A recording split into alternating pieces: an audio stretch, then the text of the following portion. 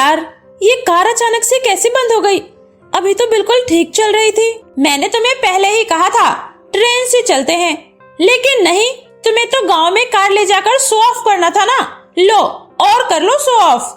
यार, अब मुझे क्या पता था ये कार बीच रास्ते में धोखा दे देगी।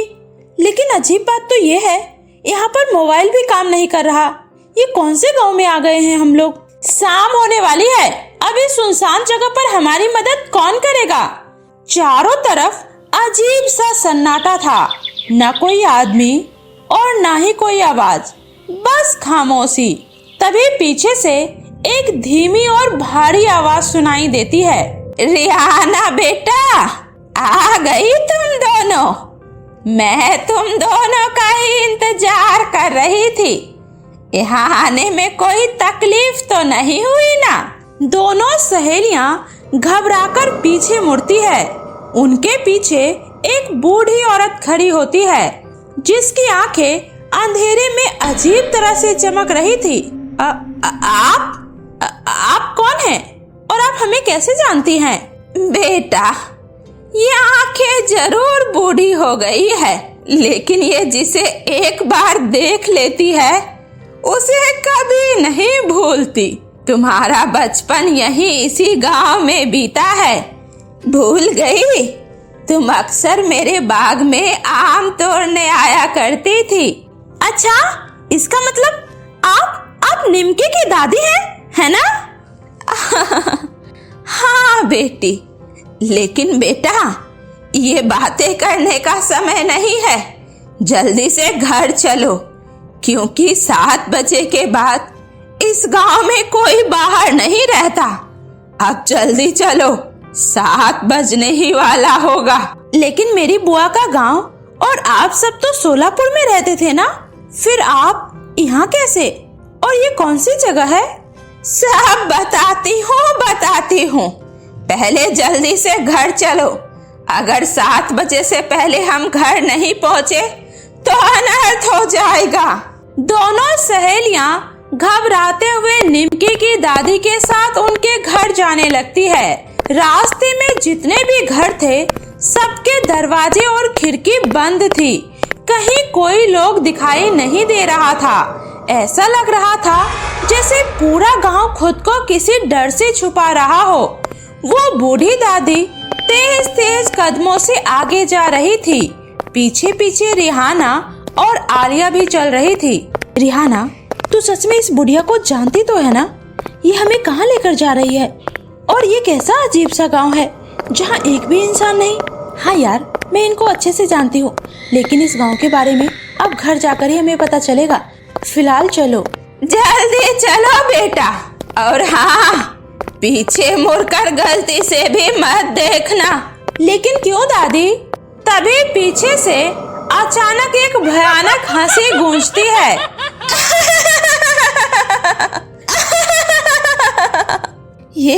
ये कैसी अजीब सी आवाज है? कहा ना, पीछे मत देखना। दोनों के कदम और तेज हो जाते हैं, लेकिन वो आवाज उनके और करीब आती जाती है, जैसे कोई उनके बिल्कुल पीछे चल रहा हो। रिहाना, मुझे लग रहा है कोई हमारे पीछे ही है। पीछे मत देख, चुपचाप जल्दी से चल। लेकिन तभी आलिया खुद को रोक नहीं पाती है और अचानक से पीछे मुड़ जाती है। पहले उसे पीछे सिर्फ अंधेरा दिखता है, फिर अचानक उसे जमीन पर पड़े हुए उल्टे पैर दिखाई देते हैं और धीरे धीरे एक भयानक चेहरा अंधेरे से बाहर आता है।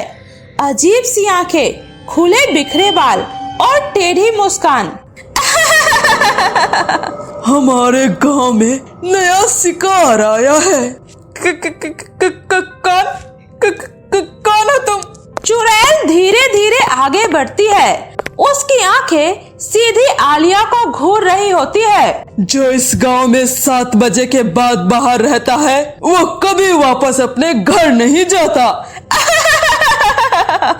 तभी अचानक से दादी आगे बढ़ती है और चुड़ैल के सामने हाथ जोड़कर खड़ी हो जाती है। देखो, इसे छोड़ दो, माफ कर दो इसे। ये दोनों नई नई इस गांव में आई है। ये यहाँ के नियम नहीं जानती है, इन्हें माफ कर दो। नियम तोड़ने वालों की सजा तुम्हें तो अच्छे से पता है ना। हाँ, मैं नियम कभी नहीं भूलती और तुम भी नहीं। कुछ पल के लिए दोनों की आंखें एक दूसरे पर टिक जाती है। अचानक तेज हवा चलने लगती है। चुड़ैल जोर से हंसती है। ठीक है, तुम कहती हो तो आज के लिए इन्हें मैं छोड़ रही हूँ, लेकिन अगली बार इन्हें मुझसे कोई नहीं बचाएगा, तुम भी नहीं। इतना कहकर वो चुड़ैल धीरे धीरे काले धुएं में बदलकर हवा में गायब हो जाती है। दादी दोनों लड़कियों को जल्दी ही उसके बुआ के घर पर छोड़ देती है। लो, आ गया तुम्हारी बुआ का घर, अब जल्दी से अंदर जाओ। दोनों सहेलियां उस घर के अंदर जाती है तो हैरान रह जाती है, ये वाकई उसके बुआ का ही घर होता है। तभी बुआ की छोटी बेटी रिमझिम आती है। मम्मी जल्दी आओ, देखो रिहाना दीदी आई है और उनके साथ एक और खूबसूरत दीदी आई है। अरे तुम दोनों ने आने में कितनी देर लगा दी, मैं कब से तुम दोनों का राह देख रही थी।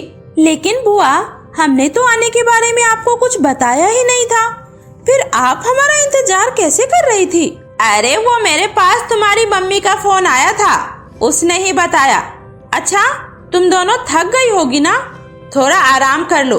रिमझिम, दीदी को उनका कमरा दिखा दो।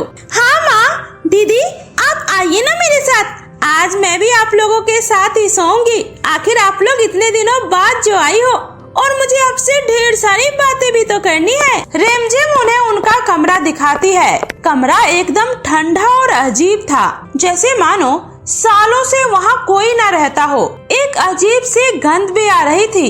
ये कमरा इतना अजीब क्यों है? वो क्या है ना दीदी, हम लोग ऊपर वाले कमरे में ही सोते हैं, ये कमरा अक्सर बंद रहता है, इसी वजह से आपको थोड़ा अजीब लग रहा होगा। अच्छा रिमझिम, एक बात बताओ, ये गांव इतना अजीब क्यों है और यहाँ पर कोई भी 7 बजे के बाद बाहर क्यों नहीं निकलता? ये सुनकर रिमझिम थोड़ा चौंक जाती है और फिर हिचकिचाते हुए कहती है, दीदी वो क्या है ना, इस गांव में एक चुड़ैल घूमती है जो रात में बाहर जाने वाले को अपना शिकार बना लेती है, इसलिए इस गांव के लोग रात को बाहर नहीं निकलते। इसलिए आप लोग भी यहाँ से बाहर जाने की गलती मत करना, वरना वो चुड़ैल आप लोगों को भी नहीं छोड़ेगी। ये सुनकर दोनों के पसीने छूट जाते हैं। अरे आप दोनों डरिए मत, जब तक मैं यहाँ पर हूँ आप लोगों को कुछ नहीं होगा। अच्छा, मैं अभी आपके लिए पानी लेकर आती हूँ। इतना बोलकर रिमझिम पानी लेने चली जाती है। रिहाना, मुझे कुछ अजीब सा महसूस हो रहा है, ऐसा लग रहा है जैसे कुछ भी यहाँ पर नॉर्मल नहीं है, एक अजीब सा डर लग रहा है। तुम सही कह रही हो आलिया, आखिर चल क्या रहा है यहाँ पर?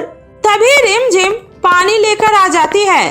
जैसे ही रिहाना रिमझिम के हाथ से पानी का गिलास लेती है, उसे रिमझिम का हाथ बहुत ही ज्यादा ठंडा और बेजान सा महसूस होता है। तभी अचानक से उसकी नजर रिमझिम के पैर पर जाती है। रिमझिम के पैर जमीन पर नहीं होते, वो हवा में लटक रहे होते हैं। ये देखकर रिहाना के होश उड़ जाते हैं। उसके हाथ से पानी का गिलास छूट जाता है। दीदी, ये आपने क्या किया? सारा पानी गिरा दिया। अच्छा कोई बात नहीं, मैं आपके लिए भी दूसरा पानी लेकर आती हूँ। रिमझिम जैसे ही वहाँ से जाती है, दोनों सहेलियाँ एक दूसरे को डर से देखने लगती है। रिहाना तूने देखा? हाँ आलिया, उसके पैर जमीन पर नहीं थे, इसका मतलब वो इंसान नहीं है। धीरे बोल, कहीं वो सुन न ले। हे भगवान, ये हम कहाँ आ गए? हमें अभी के भी यहाँ से निकलना होगा, इससे पहले कि वो फिर से यहाँ आए। चलो जल्दी। वे दोनों जैसे ही दरवाजे से बाहर निकलने वाली होती है, तभी रिमझिम वहाँ पर आ जाती है। अरे दीदी, इतनी जल्दी कहाँ जा रही हो? वो मुझे मैं वॉशरूम जा रही हूँ। हाँ मैं भी। अरे दीदी, वॉशरूम का रास्ता उधर नहीं, इधर है। उसके बाद दोनों सहेली वॉशरूम चली जाती है। हे भगवान, ये हम कहाँ फंस गए? रिहाना, हमें हिम्मत रखनी होगी और यहाँ से निकलने का कोई रास्ता ढूंढना होगा। हम आज रात यहाँ रुकने का नाटक करते हैं और रात में सबके सोते ही चुपचाप यहाँ से निकल जाएंगे। अरे दीदी, कितनी देर हो गई है, जल्दी बाहर आओ। उसके बाद दोनों सहेली बाहर आती है।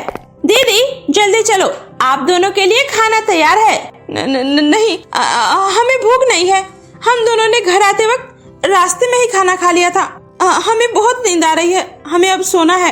हाँ, और तुम भी जाकर सो जाओ, हम सुबह बात करते हैं। सुबह देख पाओगी तब तो बात करोगी ना। क्या मतलब? अरे कुछ नहीं, आप लोग अब आराम करिए। उसके बाद रिमझिम वहाँ से चली जाती है। तभी मौका देखकर रिहाना और आलिया चुपचाप घर से बाहर निकल जाती है और भागने लगती है।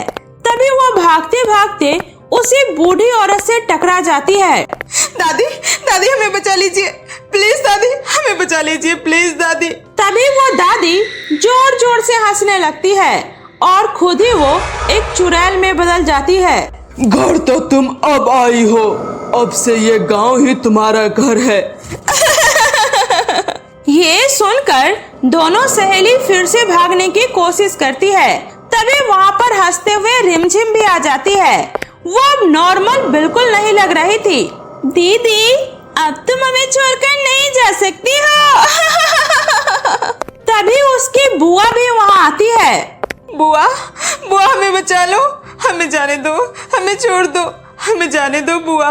ये सुनकर बुआ भी जोर जोर से हंसने लगती है और उसकी आंखें भी अजीब और बेजान हो जाती है। ये देखकर दोनों सहेली बहुत ज्यादा डर जाती है। तभी अचानक से एक अंधेरा छा जाता है।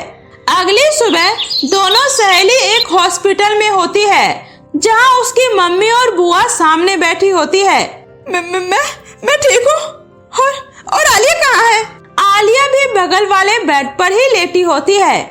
बेटा, शुक्र है उस बाबा का जिन्होंने तुम्हें उस भूतिया गांव के भूतों से बचा लिया। तुम हमें भूतिया गांव के सड़कों पर बेहोश मिली थी।